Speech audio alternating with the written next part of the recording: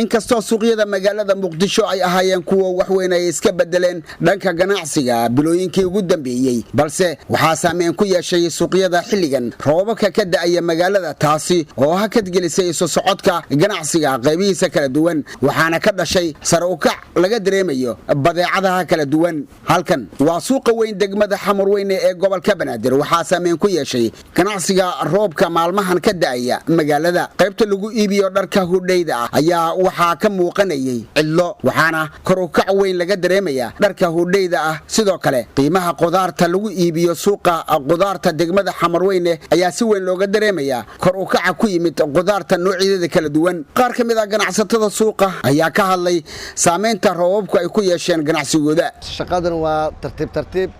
waa nimco Ilaahay nasiyo waay waxaan shaqada hadda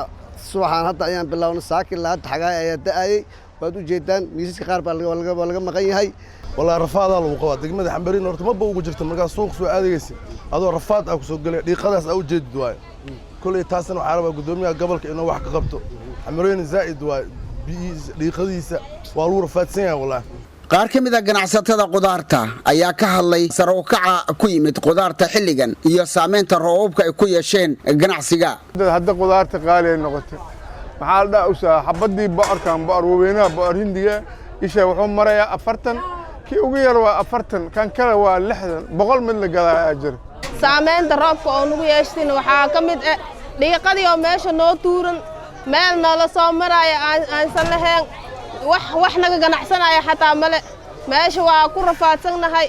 dhame maxamuud cali ciid qaamuus oo ka mid ah waaxda canshuuraadka dawladda hoose ayaa ka hadlay saameynta roobabku ay ku yeesheen ganacsiga halkan waxaa dega 5 booyadood oo biyo markii roob yar uu yimaado 5 booyadood oo biyo dadkan iyo anaga ka dawladda hoose si dhible ayaan maaragtay aan ku rarnaa waxaan bilownaa suuq walba 4 saac bilownaa 6 saac ku dhameynaa 7 saac gudoomiye ku-xigeenka dhinaca arrimaha bulshada maamulka degmada Xamarweyne ee gobolka Banaadir Cabdiraxmaan Cumar Cabdi ayaa ka hadlay saameynta roobabka ay ku yeesheen ganacsatada isagoo tilmaamay in ka maamul ahaan ay ku dadaalayaan inay wax ka qabtaan nadaafad darrida ka muuqata suuqa degmada Xamarweyne ee gobolka Banaadir anagu waxaan ballan qaadaynaa gudoomiye arrimaha bulshada ahaan maamul ahaan labadaba isku dar waxaan ballan qaadayaa arinta wadooyinka burbursan inaan bilow la taaba kara ka sameeyno